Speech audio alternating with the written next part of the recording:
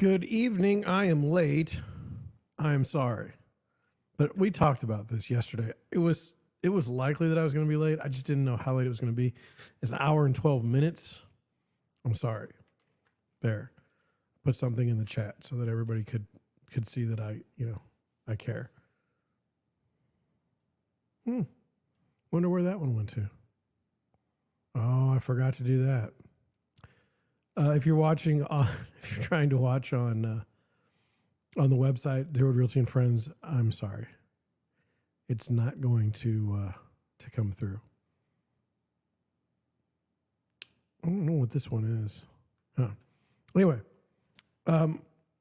we knew I was going to be late, and we knew I was going to be late because I was showing houses tonight. And I'm sorry. I mean, that's my main job, is to show houses, and I'm blessed that I have buyers still. I'm blessed that I have, I can go show houses. So we went to 7 houses in like less than 3 hours. And I'm going to go over it coming up. So that'll be something. We'll talk about the Silicon Valley Bank debacle. I'll give you my opinion. And it's something that I think you might want to stick around for. We'll go over some other tweets. We'll go over some articles talking about, the home buying experience right now not being so great for some.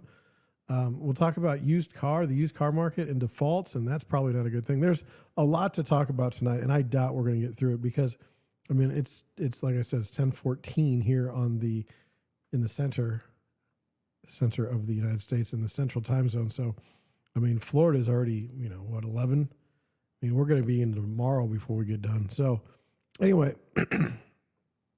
for those of you who don't know me, my name is John Schenk. I am the founder and managing broker of Deerwood Realty in St. Louis, Missouri. We're a small residential firm. We help buyers buy homes and sellers sell theirs. In the evenings, I do the Deerwood Realty live stream. During the week, weekends are dicey, especially with, like today, I just worked all day. Like I didn't get done. I'm still not done. I consider this a form of work. But 9 o'clock normally on the weeknights, you'll find me streaming as long as I have a computer that works, which thankfully I do, and as long as I feel okay. So that's who I am. Who are you? I don't know who you are, but I'll tell you what, I don't get many people watching the live stream as far as like good numbers. I just don't get much as far as the stats. I don't get that many impressions. But I do appreciate people watching the show later, like the next day, the replay. And a lot of you do that, and I really, really appreciate it. Thank you so much for doing that. Some like social media house cleaning or notes, if you will. I managed to get to sync the stream on Odyssey today. So if you're ever wanting to watch on a non-YouTube alternative that isn't the Deerwood Realty and Friends podcast site that I have not updated today, so you can't watch it there. If it's not Facebook, if it's not Twitter, you can go to Odyssey. Now, what I'm asking you, my friends out there, if you do have a Rumble account, would you please subscribe there?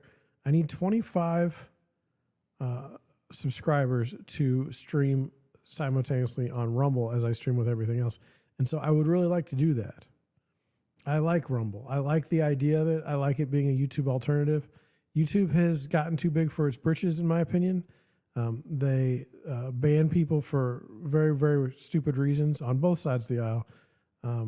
And the idea that a company can just take away your entire revenue, even on an accident, and like there's no repercussions and there's no, it's dumb. So my goal will always be to be available on many different platforms so that you can find me. And so, please go ahead and look for me wherever you feel comfortable.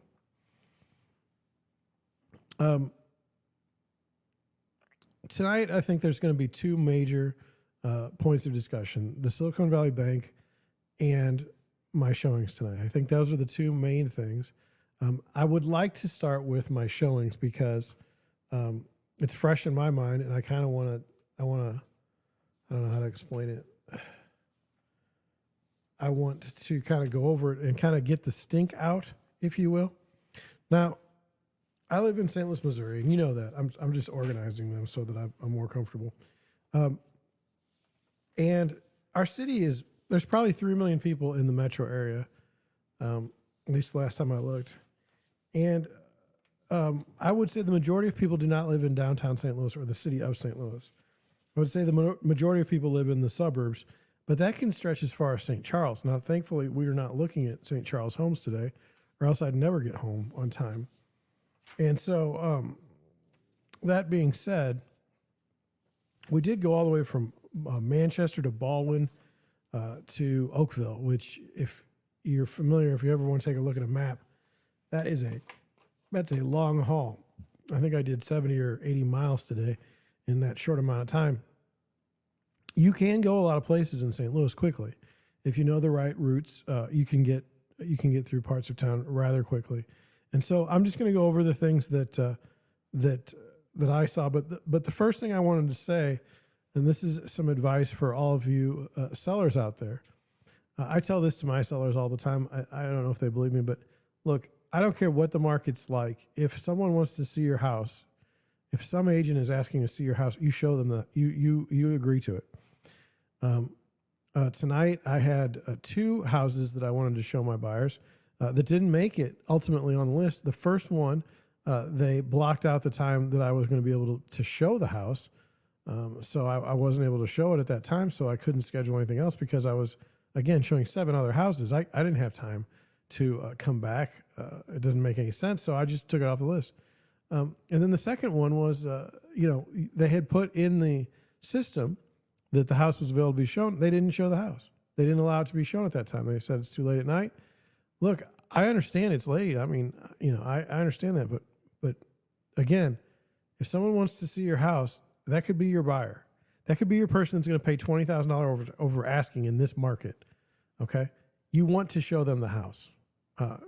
Always. Like, I don't care what market you're in. Always, always, always make it easy to see the house. That's your best chance of ever selling anything. So with that out of the way, there was one other thing. I'm trying to remember it on the fly, which is not good, that I wanted to say. Oh, I mean, tonight there was a house that my buyers wanted to see that's already gone under contract, sight unseen. And I would just say to you that if you are buying a house sight unseen, you're an idiot. If all the people involved in the deal thought it was a good idea, including the buyer's agent, the listing agent, and the sellers, you're all idiots. I just cannot stand. I mean, you literally haven't even seen the house in person, and you've put on an offer, and the seller has accepted it in this market.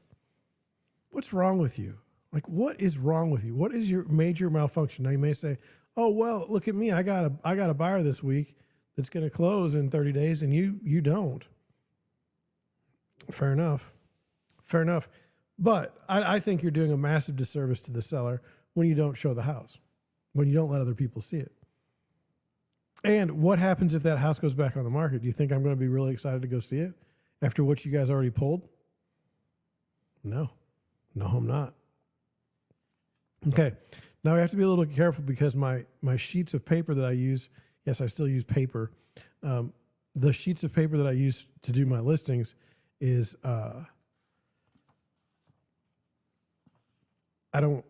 it's on my Rodecaster Pro 2, and I don't want it to move any buttons. So here we go. The first house was in Manchester, Missouri.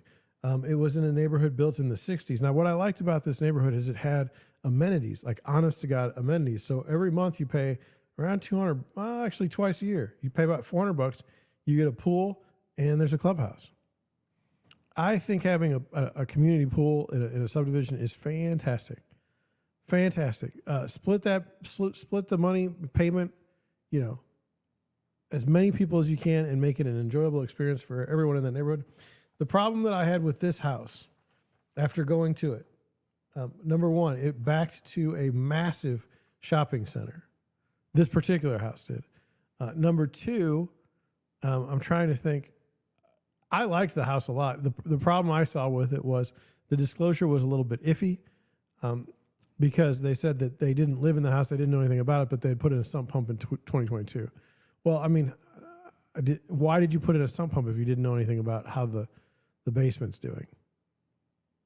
You know, for me, and my job or my goal as a buyer's agent, which I typically am more of a buyer's agent than a listing agent. I don't know if that's normal or not, but for me, I'm always looking for things that can cause my buyers to be miserable in their home, and I try to avoid those things. I feel like that's part of my job. Like I think to look out for my buyers who are, I mean, these particular buyers are first-time home buyers. They have no idea what's going on, all the shenanigans that are played. I mean, it's just, how is it that you don't know about the sump pump? Like, how can that be? I just find that very, very hard to believe. Next house we went to was in Baldwin. Now you may say, John, what's the difference between Manchester and Baldwin? Baldwin's always been looked at as kind of the higher quality. Manchester's always been looked down upon. However, it's, to me, they're about the same. I don't really have any. And I'm looking at the picture here. This was a fix and flip. And what I didn't like about this home was that the fix and flippers had done what they do. They fixed the kitchen so that when you take listing pictures, it's gorgeous. They fixed the one bathroom so that when you took the listing pictures, it was gorgeous. And then they kind of just left the rest of the house sit. They painted everything blue and or the grayish, painted all the trim white. Outside, they took the deck and they took off the top rail and they took off the flooring and they redid that in untreated, or it's in treated lumber, but treated lumber deck, and then the rest of it's not fixed, looks stupid. And then they didn't do anything with the systems. And so your HVAC system, the minute that you move in, will go out, and you'll end up paying a stupid amount of money to get that fixed. So I'm not a big fan of fix and flips. I'm a real big fan of buying a fix and flip after someone's lived there for about 5 years. Then they've found everything wrong with the house that you're now going to buy. And they basically paid for everything that the original flipper didn't, bother to deal with. So anyway, so that was a no, and my buyers were totally good with that. The next house was in Fenton, and the reason why I think this is interesting is this house was dated. Okay, it was built in the 1980s and very dated. They wanted more than $300,000 for the home was the asking price, and they're expecting multiple offers. And so we went through the house, ugly curb appeal in some ways, but in going through the house, they had a beautiful vaulted ceiling, beautiful spaces. The problem is they were from 1984. One of the things that makes me sick physically when I go to a house is when I see carpet in the bathrooms and carpet in they had in this particular place, they had a spa tub in the basement that had carpet as the flooring, and it just makes me want to vomit. Like, I really hate it. Now you say, well, John, what should they do before listing? Those people were moving to an assisted living place or something. They didn't care. Okay. But then don't price the house so high. 300,000 plus for this house, a little bit much given all that you'll have to do to fix it up to make it a decent house. I like to buy a house where if I do the repairs, I can at least get my money out. I don't need to make a profit. I just need to be able to get my money out of it. And in this house was certainly that case. The other problem with this particular home is it was basically on the side of a cliff. There's no backyard, and my buyers have a dog, and they want the dog to be able to have a good time. Oh, also, just something between you and me, since we're here. If we're gonna play this game as real estate agents, listing agents, if we're gonna play this game that says you must have your offers in by a certain time because that's when my buyers are going to look at every offer, then why are we playing the game that there's no such thing as escalation clauses? Stop with this. If there's an escalation, and then, what if there is an escalation clause? You're not going to show the buyer? The buyer's automatically not going to take it? What if it's the best offer by far? The idea that you want to frame a listing is annoying. It's irritating. I would never do that just as a listing agent. But anyway, the next house we looked at was in Fenton, which the other house is in Fenton too. Did they have the same school district? Same school district. This particular home was priced $50,000 lower than the previous home. So, I mean, you're really, really going through a massive change. This house also was a fix and flip. They did a better job, although the flooring was terrible. The house, I just don't think it was for my buyers. I mean, I just don't think it was for my buyers. So I don't think we will put an offer on that home. The next house was an absolute disaster, and it makes me laugh because what the listing agent did was funny. The listing agent listed the house, or they put the house as coming soon, said they would have pictures ready when the listing came up. Well, we scheduled our showing from before, so we didn't know the pictures were up. We only saw the outside. I had a clue that things were off because of the price and where the house is. It was in Sunset Hills, and in Sunset Hills, typically you don't see anything go for less than $300,000. So when this house was marketed close to that number, I kind of felt like there was something up. And boy, when we went through it, it sure was. Dated, it was built in the 1960s, and it seemed to be pretty much stuck at that time. Radiant heating, which nobody wants radiant baseboard heating now. Nobody wants carpet. No one wants. I'll be honest with you. A lot of people are kind of shying away from a bar in the basement. I had a bar in my basement when I moved in. I got rid of it because I didn't like it. I didn't want people down in my basement. I don't have a walkout or anything, and it just didn't make any sense to me. I'd rather have an office where instead of a bar, because I use my office every day. So, yeah, that house was terrible. And then I told the girlfriend, I said, "You picked a horrible house here," and she said, "I didn't pick this house. We don't even know how it got on the list." And I'll be honest with you, I just get a list of texts with my MLS numbers, and I set them up. I've set up all the showings, and so I had a good laugh. We all had a good laugh at this house. It needs everything, and I mean everything. So by the time he did that, the house is way out of the market value, and so no.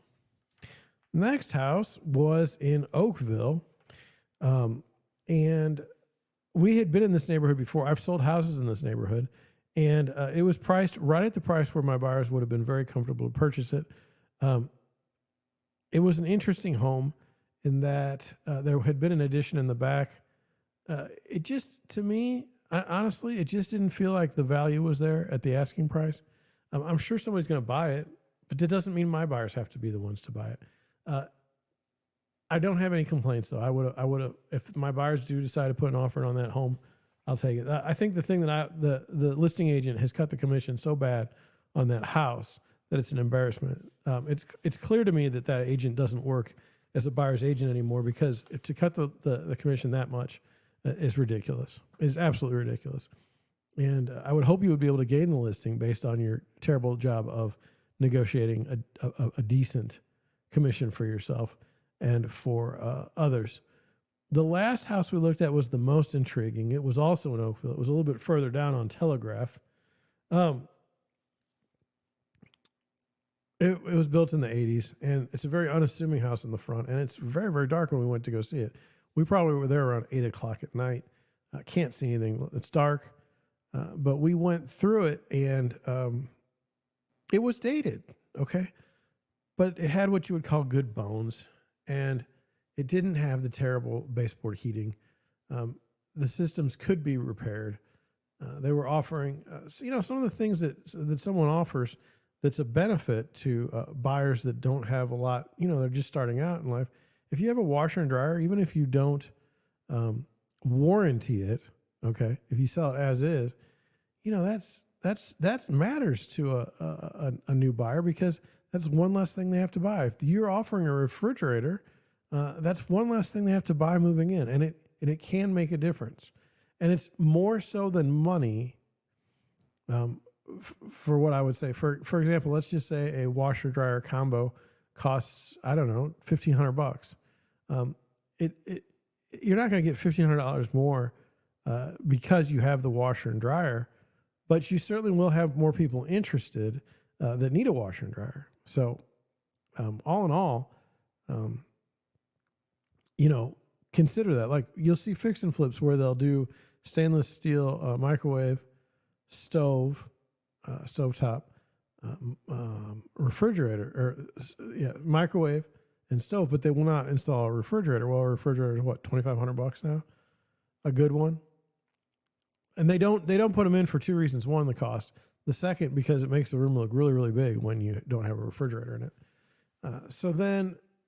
But I mean, for buyers on a fix and flip, you know, now they're going to have to buy. First of all, you've priced the home so high relative to the other homes in the neighborhood. They're going to have to do something, make an amazingly high payment. Second, you're making it so that they pay so much that they can't possibly afford to buy the appliances that they need just to kind of enjoy themselves in their own home. So that's kind of just a bad plan on your part. I don't know if you think you can get away with it. I understand that logic, but at the same time, you know, consider appliances. And so that was it. I came home. I started doing a little bit of research for my live stream, and I know you'd be like, well, man, I mean, the fact that you're researching and you still come up with this, I mean, that's pretty awful. And all I can say to that is, you know, I don't like you. I'm sorry. I'm doing my best. Now, there's lots of things I want to change. I've talked about it. I want my picture hanging in the background. I want to change the lighting a little bit.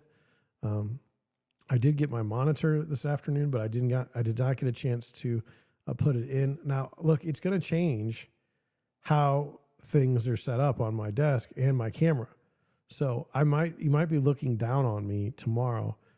It's just something I'll have to work on. I'm a little nervous about it. I'm going to have 3 monitors, the ability to have 3 monitors, but I don't have space for 3 monitors on my desk. And so I only have 2 monitors right now, or we'll only have 2.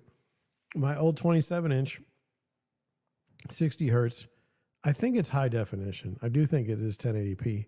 But then I bought a 2K 32-inch, 165 megahertz refresh rate monitor as my new main monitor. I'm not going to run the 3rd monitor right now, but anyway, well, it'll be interesting to see how that works out. So fingers crossed tomorrow. Tomorrow I get that done.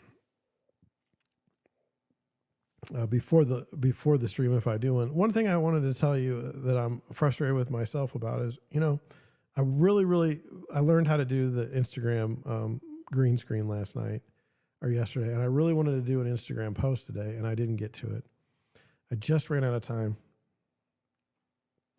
and I'm disappointed in myself, but I just didn't get to it. So hopefully tomorrow I can get a YouTube short put up that's made only for YouTube or Instagram versus just a short, which would be a clip from one of my previous shows. Let's take a look at, this is what's going to dominate the rest of the rest of the show, but let's take a look at our first issue here, and that's Silicon Valley Bank. Now, this is the day after. Remember yesterday that the CEO of the bank, who was on the Federal Reserve Board as a member, said, no need to panic. Let's all remain calm. This is all going to work itself out. Today, the bank went into receivership. You really can't trust people, especially people in that space.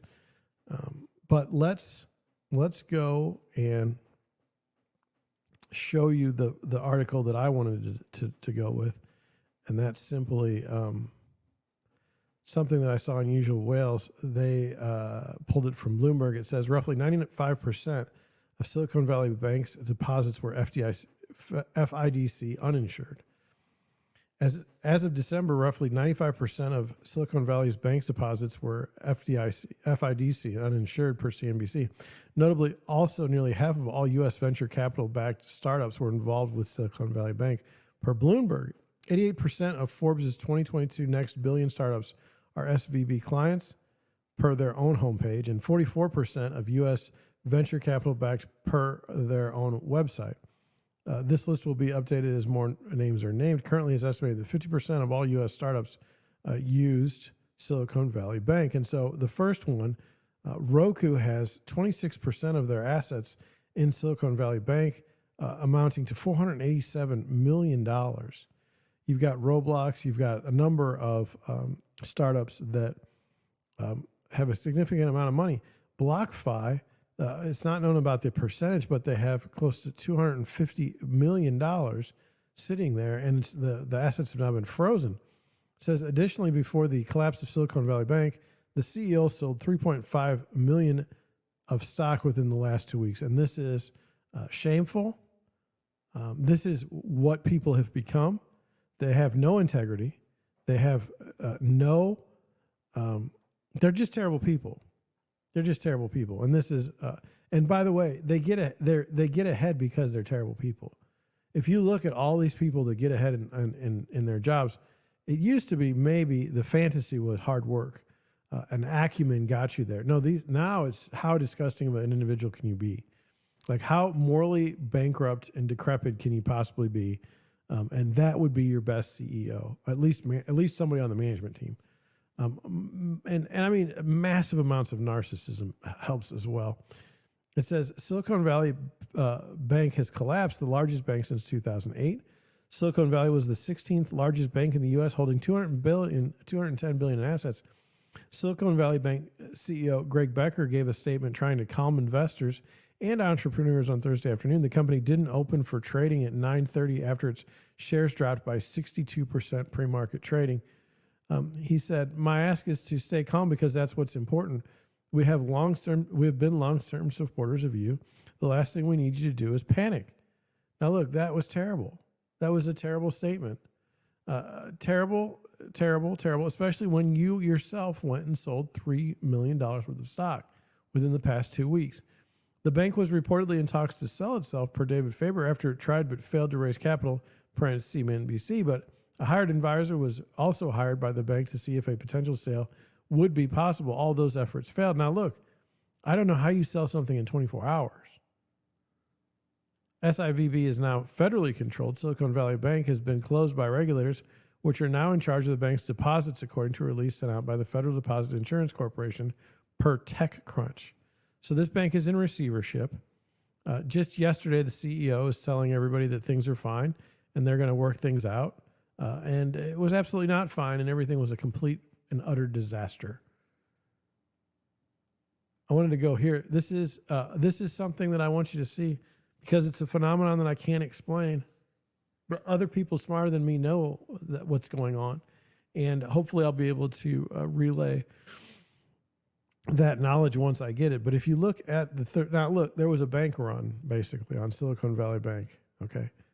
What should that do to mortgage rates, right? It seems like that would mean there was more risk in the marketplace, and so mortgage rates should track higher.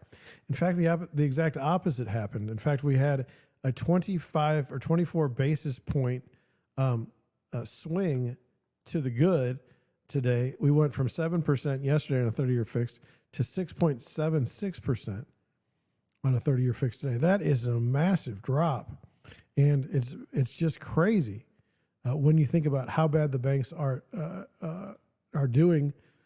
The 16th largest bank in the United States went under today, and mortgage rates went down. I mean, it's just crazy. But again, people know more about this than I do, and they were saying before this happened even that this is the logical thing to happen. It's also logical, they say, is as the Fed raises rates, mortgage rates will go down in this particular environment. When I see someone write something that I can understand, I will bring it to you. But right now, I don't understand it well enough to talk about it. And then we're going in the tweets, but look, this is hilarious. Aaron Lehman has two tweets today. This is the first one. Tyler Oakland, MD, says Open Door only has 15 million at SVP, sub 1% of capital. Very assuring to know they'll have the other 99% available to lose flipping homes.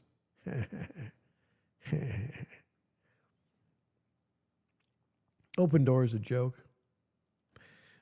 Chef's Kiss Becker served as a Class A director at the San Francisco Fed, one of three finance executives representing member banks in the San Francisco Fed district. The CEO of failed Silicon Valley Bank, no longer director at this San Francisco Fed. It's hard to be it's hard to be on the Fed board when your bank goes under. Like, that's one of the perks you have when you're doing well, and when you're not, you get kicked off of boards. Now, this guy's going to land on his feet. Okay, he's a lying person, and strategically they did something unforgivable with, as far as a bank, that like a 4-year-old could figure out. But he will get a job. People in the elite class fail upwards. It's the exact opposite of what happens to normal people. Normal working people would be drummed out of their job for the rest of their life. They'd never be able to work again. This guy will get a raise and be hired within a week. Wall Street Silver, this is totally normal and cool, is the Silicon Valley Bank, the first of many. Total assets of failed U.S. banks by year. If you notice, there was 2000, let's say 17, 18, 19, and 2021, there were no bank failures, and now we've got one. How many other banks will fail in this cycle? It's kind of fascinating. Darth Powell writes, I thought this was really great. Lower rates not only hides failures and morons, it makes them appear to be the smartest and most successful in the room. And then somebody wrote, now that I'm following you, I'm seeing your stuff pop up more often. What are your sentiments on where rates are headed? Put it out to the world. I'm generally interested in hearing from guys like you that have finger on the pulse. He says, I don't know, or she, I don't know who it is. No one does. It's all manipulation Ponzi. I didn't think we'd get this far. And that's where I'm at too. I mean, gosh, just think about this. I would say that the bank's main function should have been to make money on the interest spread charged between what they pay out and what the Fed pays them. I would have thought that would be a really good business, or to take the deposits and use those deposits to fund construction projects or mortgage purchases or something, and earn a better rate than zero risk. It turns out that when the Fed went and raised rates, now we're in the 5s. You can go to the bank and get 5% with no risk. Now all of a sudden, it doesn't make a whole lot of sense to be involved in these quote unquote Ponzi schemes. Very fascinating. Now, remember, we read an article about a man who was going to buy, he put in a standing order to buy hundreds of thousands of shares of stock for Silicon Valley Bank yesterday. When it went to 100, he said, well, this is just the deal of the century. And I wonder what he's thinking now, or if he actually pulled the trigger, because now it's in receivership. All trading has been halted. So, I mean, just a terrible, terrible situation. Let's move on. This is the housing bubble disrespecter. I didn't like this. It says single-family home investors, when they get outbid by a young local family for a home in the town where their family works, lives, and goes to school. Yes, this has been a thought for quite some time, that you're really ripping up the fabric of neighborhoods when you have investors coming in and being able to buy things. You turn them around as short-term rentals and leave the people in the neighborhood, or the people that would do better in the neighborhood, out in the cold because you can outbid them. I tend to believe, I tend to understand that sentiment. This is Alexei Chernobylsky. Yes, Belsky. Hopefully my last tweet today, 4 days ago. This is SVB. Proud to be on Forbes' annual ranking of America's best banks for the 5th straight year, and to have also been named to the publication's inaugural Financial All-Stars list. This was 4 days ago. And yes, this is how quickly things can change, how quickly your fortunes can change. But explain to me again how the CEO managed to sell $3.2 million worth of stock within the past 2 weeks, and everything was totally kosher and everything was totally fine. He knew what was up. I mean, it's just ridiculous. This is a tweet exchange between two people I follow. I wanted to go over it with you because I was intrigued by it. Says this woman writes, Tracy Rennick says something has to be done on both Medicare and Social Security. And she is, based on her Twitter profile, a value stock strategist at Zacks, manager of the Value Investor and Insider Trader Portfolios, podcast host writing about housing on Substack from Chicago. CH, or Economica, writes, raise the age anyone can claim Social Security Medicare to 110 years old, solved. And then she writes, Doomers got to doom. Social Security isn't the problem. You can raise the salary cap. Medicare is going to take more planning, but we're in the country that went to the moon. I think we can fix it. So she's basically saying, look, a value stock investor is looking for the most beat down stocks. I mean, they should be. Then she's saying that I'm an optimist and I think things are great.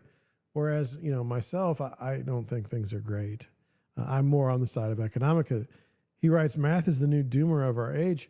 It's a relation of the population, he says. Again, the math is easy to solve on Social Security, but Medicare is the issue because of rising healthcare costs. If Social Security or Medicare were the only problem, but taxes as a percent of soaring federal debt have peaked for this cycle and are set to move to all-time lows. No easy solutions here. Democracy was a good way to split up the winnings, but now not so good about splitting up the losses. And she writes, there's more doom and gloom. The sky's falling, crowd is back. Wait a minute. I remember this exact conversation about 10 years ago. Data demographics are doom and gloom. No wonder we aren't solving any problems if we can't admit the inputs have reversed and our strategies should change with them. That's exactly right.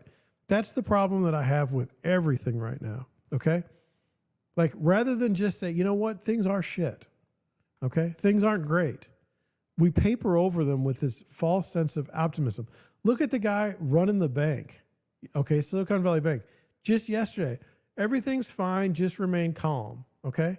Your bank just went out of business, okay? The 16th largest bank in the United States just went out of business because you couldn't manage your funds, okay? Don't give me this. Do you see what I'm saying? You can say you have an option. You can say, oh, we can choose to be positive. We can choose to be negative. No, when something is screwed up, say something's screwed up. The first step in admitting you have a problem is admitting or knowing that you have a problem, or admitting that you have a problem is admitting that you have a problem. It's so obvious. It's so obvious. Adam Turmerkin, I've been writing for months that the Fed's tightening would stress the system as it always does. Bank deposits ballooned after 2020 amid massive injections of liquidity, and many banks' funds had to do something with it all, so they bought at the highs, and now they're stuck. Look, I have said since 2007, probably even earlier, I mean, the banks weren't lending. Like, they were getting money and not lending on it. It was ridiculous. It's been ridiculous. You as a small business owner go into a bank and get a loan. Good luck with that. Good luck with that. And by the way, make it so that you're not personally liable for the funds. Good luck with that. The maverick of Wall Street yesterday said everything's in fine. Guy should be in jail right now. SVB financial CEO sold $3.6 million in stock before the bank's collapse. Look, this would be what? Denial of due process? What are the charges you're going to be bringing up against him? Incompetence? That is a charge that's real. Well, I mean, it's a charge. It's a name thrown at someone. It's an accurate description of this person, but incompetence isn't illegal. I don't think. You have to prove some sort of malice. And this guy, even yesterday, was saying, oh, things are fine. So it's basically that he should, if he's smart, play totally stupid throughout this thing, and he'll never spend a day of jail in his life. Often we talk about who are the real victims of crime. It's the people that got crime committed against them. This guy here, they're going to say it's a victimless crime. They're going to say that nobody got hurt. It was just organizations and everybady's fine. It's not true. There's a massive amount of pain that people are going to have to deal with because of this. For instance, if the bank's assets has been seized, they can't pay payroll. There are people that are going to go out this week that are not going to get their payroll. And like, what do they say? Like 96% of all Silicon Valley startups were at this bank. I mean, this is a terrible situation. This is a long, long tweet. It's 14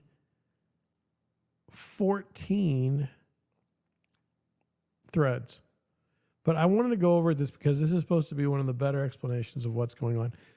SVB fails 2 days after SSI or SI fails. Why now? What was the catalyst? Their deposit rates are too low, and there's an effective run on the entire low-yielding banking system. The fix is simple. Raise deposit rates to attract capital, but this hurts profits. Over the past year, banks have kept rates on checking and savings account extremely low compared to money market funds. The average yield on money market blue reached as high as 4.43 recently, while banks rated orange remained at just 0.0 or 0.48. The gap was almost 4%. There are two reasons banks have been slow to raise deposit rates. 14 years of QE to 2022 left banks over-reserved. No need to compete for deposits, more true for the large than regional banks. Outflows from low-yielding deposits to higher-yielding options were slow and predictable. The shift away from banks towards funds was slow at first. As late as September 2022, flows into funds were still sideways. By then, the Fed had raised rates by 3%. Money market is the Then in November, the flow started to pick up, and in the past month, they really started to pick up. The Federal Reserve publishes weekly banking statistics on a one-week lag. Note that the total bank deposits started to accelerate out the beginning of December and are at a new low for the rate hike cycle. Things are moving fast. A high-frequency proxy, the orange shows ultra-short ETF flows are booming in the last month versus the blue short ETF flows. These ETFs are not seeing flows in the last few weeks. Everything heading towards the shortest part of the YC, which would be the yield curve. IOW, I don't know. The public discovered that risk-free ST short-term rates are much higher than bank rates. What's the event that prompted this discovery? Ultra-short ETF flows versus the 6-month Treasury bill yield. As short rates hit 5% around February 13th, flows in the upper ultra-short ETFs went parabolic.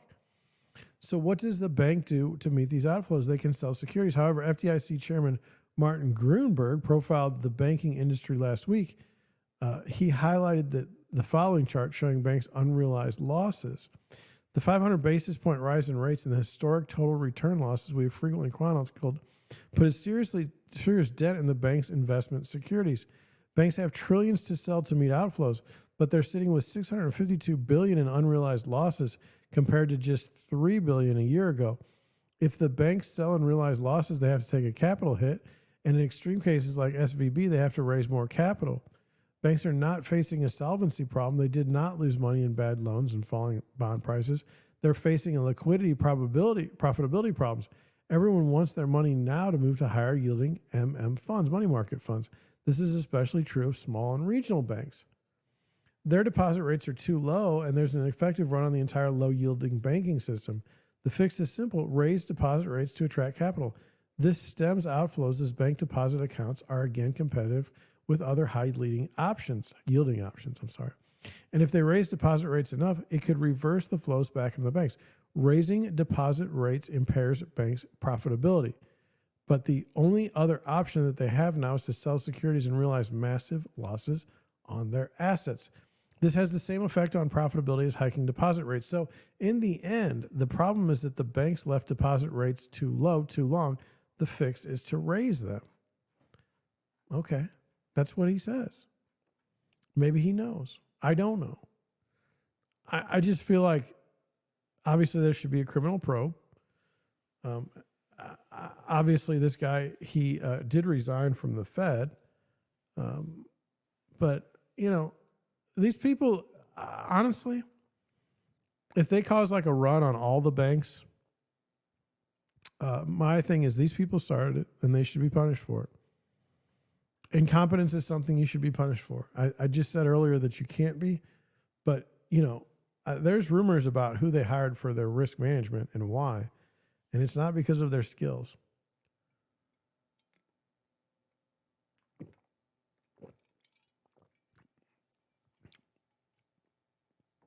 There's a certain level of arrogance that big business has that says we can hire anybody to do anything. We could hire a clown to juggle and pay them a massive amount of money as an employee, and it's totally good. Now, the clown has nothing to do with anything as far as bringing in revenue, and it's only an expense. But these people feel like that's totally, totally okay. And you have many, many clowns that have been hired that are absolutely useless towards business profitability or growth. This is my opinion. Let's move on to an article that I saw. This is kind of interesting. This is from Bloomberg. This, to me, I mean, you're not just going to have, my opinion is you're not going to just have problems in real estate mortgage financing. You're not going to just have problems. You're going to have problems in credit card debt. You're going to have problems in automobiles, credit lending. You're going to really have issues across the board because we've screwed with the financial system once again, and it's just not good. No good can ever come out of what we do with the economy, how we run it. We run it like drunken monkeys. Americans fall behind on car payments at a higher rate than in 2009. Automobile repossessions are climbing as inflation forces struggling consumers to make tough choices. Now, I've been told that everything's fine. I've been told that wages are steady and growing. I've been told that Joe Biden and team have reduced the federal deficit, and they're reducing inflation. They're well on their way to fixing these issues. And then I see this. This was actually written in January 27th of 2023. So this has been a long time. It says, losing his car was just the beginning. When 21-year-old Kobe Hatch walked outside his Chicago home in December and couldn't find his Dodge Journey, he knew it had been repossessed. He'd been falling behind on payments for months. Now, remember, there was a story by many people that was out on Twitter maybe 2 or 3 days ago that Ford had invented a patent where a car, if you missed payments, would just drive back to the dealer or the scrapyard if it could figure out that you destroyed it, basically, which I think is amazing. I want to fix something before I forget. Okay. Without a car, he couldn't do his job as a delivery driver for Amazon and got fired. Now he's struggling to make rent payments, and he can't afford groceries even with food stamps. It's been very stressful for the past few months. Inflation has really taken a toll on people. Now, I've been told that deflation is not a problem at all. Hatch is part of a growing cohort of Americans facing auto repossessions, an ominous sign for the U.S. economy. During the pandemic, a surge in used cars prices forced buyers to take out bigger loans for their vehicles. The monthly payments seem to double in an area of stimulus checks, a tight labor market, and surging stocks. But that's changed for many people as inflation eats in their budgets and their job market cools. See, inflation is the worst thing you can have in an economy. And the fact that we've allowed it to just fester and grow shows a real lack of fortitude by the Federal Reserve and a real black eye for the government, the federal government, that increases and continues to increase spending. It's just ridiculous. This is both on the Republican and Democrat side, the uniparty, if you will. Now more Americans are falling behind on their car payments than during the financial crisis. In December, the percentage of subprime auto borrowers who are at least 60 days late on their bills rose to 5.67, up from a 7-year low of 2.58 in April of 2021, according to Fitch Ratings. That compares to 5.0% in January 2009, the peak during the Great Recession. So here's your little chart. It's not good. It's getting up to 6. Higher interest rates are making it even more difficult to make the monthly payments. The average new auto loan rate was 8.02% in December, up from 5.15% a year earlier. According to Cox Automotive, the rate can be much higher for subprime borrowers. And that's kind of what we would call usury. I'm going to look it up real quick, see if the definition jives with what I'm, and you can see it. I don't remember doing Kenny Rogers in 2018, but anyway.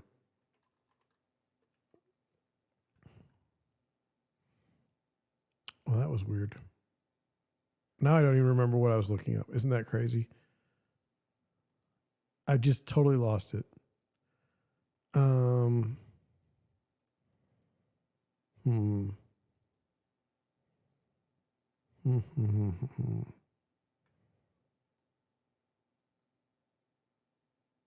Oh, usury, the word usury.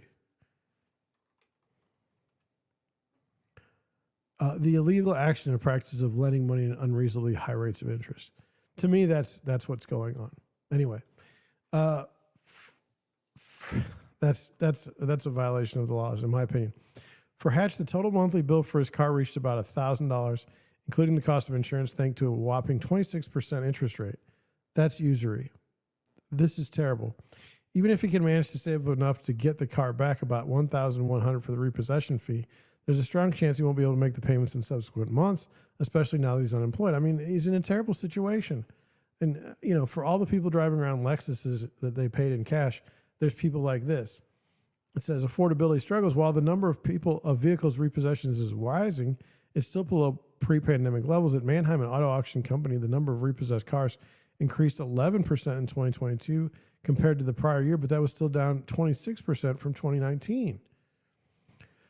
When exactly a lender can repossess a car varies by state, but it can happen in many cases as soon as a borrower is in default, often when a payment is not made on time, according to the Federal Trade Commission. Usually, though, it takes 2 or 3 consecutive missed payments for repossession to happen. Once the vehicle is seized, the repossession can affect the borrower's credit score for as long as it stays on the credit part, usually about 7 years. Credit hit. Joseph Fields in Fort Worth, Texas, fell behind on his car payments and now faces a hit to his credit score. With a monthly bill at $556 for his 2021 Subaru WRX, the 25-year-old was having a hard time figuring out which cost to priority. Now, you've got a 25-year-old with a $556 payment for a 2021 Subaru WRX, not exactly like a Toyota Camry or a Honda Accord. I mean, he's got a little race car. He tried to apply for a hardship program through his bank, but it was too late. He woke up to an empty driveway a week before Christmas. Now the repossessed and tow fee will cost him $1,600, about the total sum he owns in back payments as well.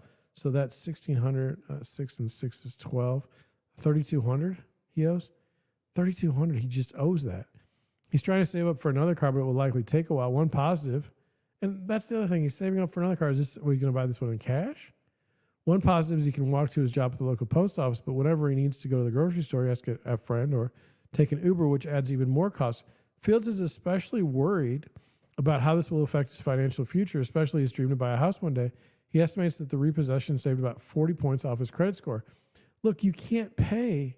You're going to have a bad credit score if you don't make payments on credit. This is going to happen. When it comes to people my age and younger, our credit is still new, so it's more difficult. When stuff like this happens, it screws us over for the long run. Well, I mean, I feel for this man. I do. But what was he doing driving a 2021 Subaru WRX and not the cheapest thing he could find that could get him to work? I mean, that's the mistake. Now you say, John, look at you, man. This isn't you're not being fair. You're refusing to buy a car right now because you say the prices are too high. Yes. I say that. And I have.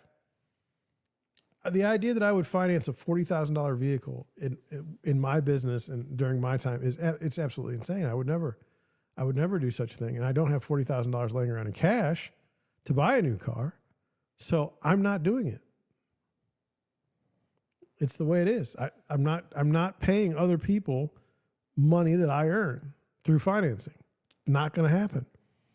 Jaya Zeracor in San Antonio is currently trying to negotiate with her lender. So her 2013 Honda Fit, okay, won't get repossessed. In the meantime, she's hiding her Honda Fit. The 53-year-old, who is currently in school for her bachelor's in information technology, splits the monthly bill for her car, about $178 with a roommate. The woman can't afford $178 a month with her roommate. But then the roommate lost his job, and with prices for groceries and everyday items increasing, there just wasn't enough for the car payments. Zeracor is trying to make extra money with odd jobs like contract secretarial work and participating in medical studies. Participation in medical studies, but it often feels hopeless, she said. Our money doesn't go as far as it used to, she said. I don't see prices going down. The only relief I see is when I get my degree.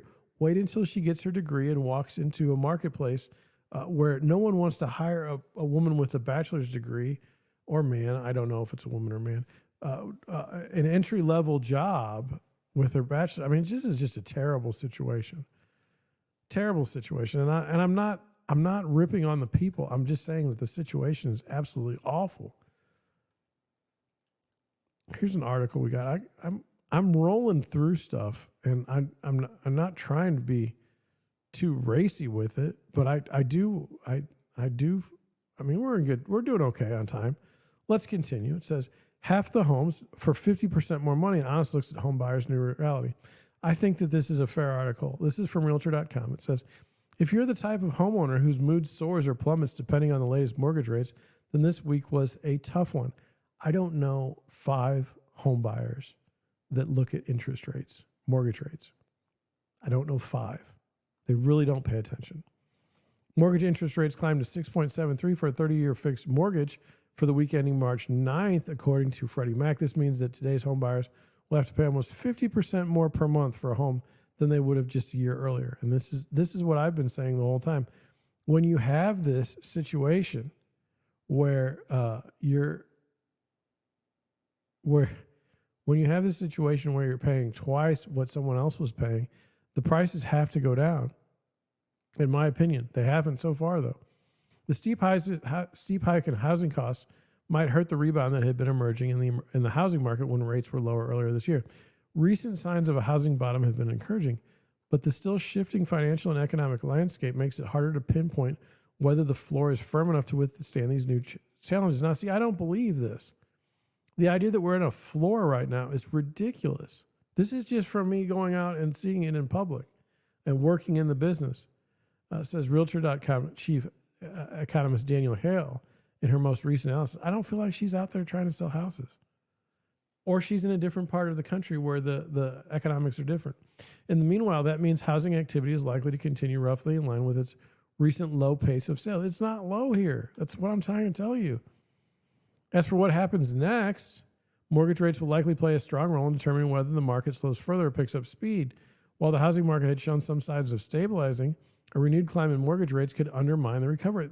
This is absolutely insane. There's been no recovery. And while no one knows for sure which direction interest rates will head next, stubborn inflation might force the Fed to continue bludgeoning the economy with rate hikes, which could mean mortgage rates may rise further. Or you could have a bank run that somehow lowers rates, which I don't understand, which I need to work on that. And then it says, what then we'll explore what this all means for both home buyers and home sellers in our latest column of How's the Housing Market This Week. It's not that interesting. But let's go, because I do like this headline. So it says, how home prices react to high mortgage rates.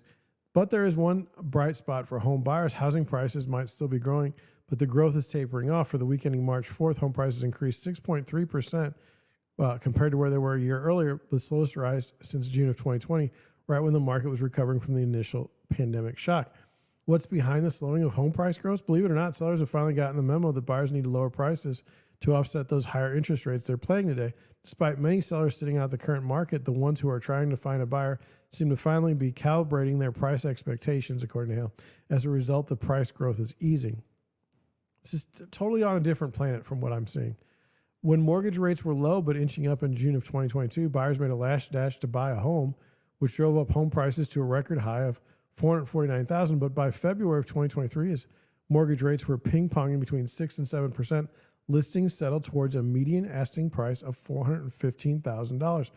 And although the listings took 18 more days to sell for the week ending March 4th than a year earlier, the pace is picking up a bit. This marks the third week that the gap has shrunk, even as new listings remain scarce, suggesting that buyers are active in the market. You really? Really, you think so? You come out with me and see what's going on in the market. That's what I hate about, if you're an economist and you're looking at stats and you're not out there in the market, what good are you really? Home inventory, it's just the way I see things. Home inventory continues to stagnate. While mortgage rates aren't stopping certain buyers, home sellers seem to be more reluctant to jump in. New listings have been falling for 35 weeks straight, plummeting by 26% for the week ending March 1st compared with a year earlier. Yet overall home inventory, both new and old listings, continues to balloon up 61% from last year at this time. But it's not here in St. Louis. And that's what I'm trying to help you guys out that live in St. Louis and the surrounding areas. The rise in the number of unsold homes in the markets may seem shocking until the figure is considered in a larger context that factors our pre-pandemic days. It's important to remember that this year-over-year comparison is relative to early 2022, when active listings were at or near long-term lows. So even after this huge year-over-year gain, February data shows that nationwide, there are only just more than half as many homes for sale as there were available pre-pandemic. Half as many homes for 50% more money. It's no wonder buyers are hurting. Here's hoping spring brings better news. But what for who? For sellers? Sellers would be thrilled with this situation. Buyers, not so much. Buyers are in a bad spot. I believe this. I'm uncomfortable as a buyer's agent right now writing offers for over asking where there's multiple offers. I find that to be terrible. Redfin, finally, we're going to close on this tonight. Luxury home purchases sink a record 45% to the second lowest level on record. Now, we have to be careful. Is this Redfin's record or is this whose record is this? Whose record? Like time of so it says that outpaces the record 37% declines in sales of non-luxury homes. The supply of luxury homes for sale is also near historic lows. So your supply is still low. So what's going on? Sales of luxury U.S. homes declined a record of 44% year over year to the second lowest level on record during the 3 months ending January 31st, 2023. That outpaced the record 37.5% drops in sales of non-luxury homes. Redfin's data records back to 2012. And that's what I was saying. I don't think that there's been a long period of time where we can actually have good data. This is according to the analysis that divided all U.S. residential properties into tiers based on Redfin estimates of the home's market values as of February 25th, 2023. The report defines luxury homes as those estimated to be in the top 5% based on market value, and non-luxury homes as those estimated to be in the 35th to 65th percentile based on market value. The housing market has cooled significantly over the last year due to elevated mortgage rates, persistently high home prices, and ongoing inflation in a shaping economy. But the luxury market has fallen relatively quickly because people tend to purchase fewer expensive goods during times of economic uncertainty. Luxury home sales grew faster than non-luxury sales during the pandemic, so now they have more room to fall. A higher mortgage rate makes home buying more expensive for nearly everyone, but can add tens of thousands of dollars to the price tag on a luxury home given the high-end buyer's sticker shock. Wealthy home buyers often have a lot of money in the stock market, which had a turbulent start to 2023, following its worst year since 2008, and many wealthy Americans are choosing to invest in assets other than real estate because elevated mortgage rates and softening home prices have cast a shadow over prospective real estate returns, which I think is fair. It says uncertainty is the main factor driving the luxury market slowdown in Los Angeles. If you're investing millions in a property, you want to make sure that it will hold its value. Most luxury buyers and sellers are thinking, let's just wait and see what happens in the market. When it stabilizes, we'll be ready to go. Everyone is kind of a standstill.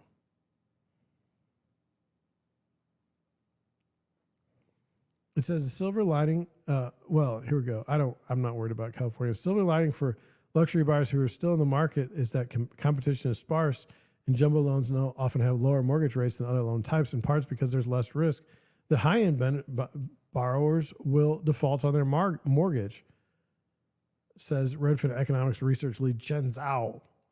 Wealthy house hunters are also frequently afforded additional rate discounts from their banks as a perk for storing substantial funds there.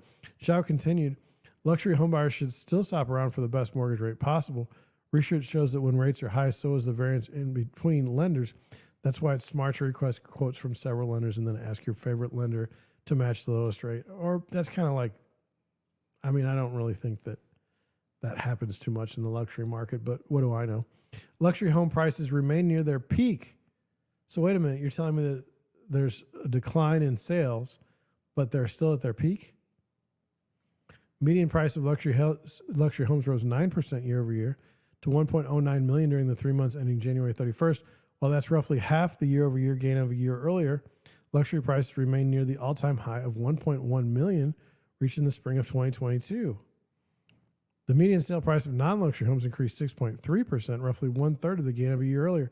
While the housing market has slowed significantly, home prices have been propped up by a lack of supply. That's exactly right.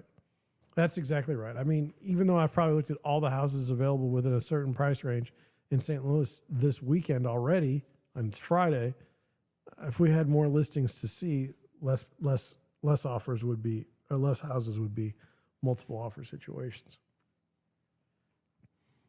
The number of luxury homes for sale rose 7.1% over year during the 3 months ending January 31st, the biggest jump since 2015. The sizable year-over-year increase is largely due to the fact that supply hit rock bottom roughly a year earlier. Supply is also piling up because so few people are buying homes. But that's not true. Not in St. Louis. But supply remains tight by historical standards. The number of luxury homes for sale was not much higher than the record low hit a year ago. The number of non-luxury homes for sale fell 5% year over year during the first 3 months ending January 31st. But the story is similar to that in the luxury market. There's a supply shortage. The number of non-luxury homes was at the lowest level on record. Supply remains near historic lows in part because fewer people are putting their homes on the market. With mortgage rates on the rise, many homeowners are hesitant to sell because they don't want to give up their relatively low rate. That's exactly the problem that I saw coming a long time ago. No one seems to care about that. New listings of luxury homes fell 6% year over year. New listings of non-luxury homes slumped 22.5%, the biggest drop on record. I don't agree with these numbers. No offense. Based on what I'm seeing in the marketplace, I don't believe these numbers. Let's see if I bungled something. No, I'm doing pretty good. Okay. Well, that's the show. It's 11:18. It's past midnight on the East Coast. I just want to say thank you. If you did stop by, would you please consider, if you're to this point, would you please consider subscribing or following me on any of the social media channels, any of the video sharing channels, specifically YouTube? That'd be nice. I'd like to get to 1,000. I'd like to be monetized. I think it'd be pretty cool. But, every day is a slog. Somebody doesn't want to talk about real estate all the time. I totally understand. But I live it, and so I feel comfortable talking about it. With that, I'm going to head on out. Thank you for watching. Thank you for listening, and I will catch you on the next one. I'm not sure if it'll be this weekend. I'm not sure, but I'm hopeful because I do enjoy streaming. So good night, and hopefully I'll see you this week.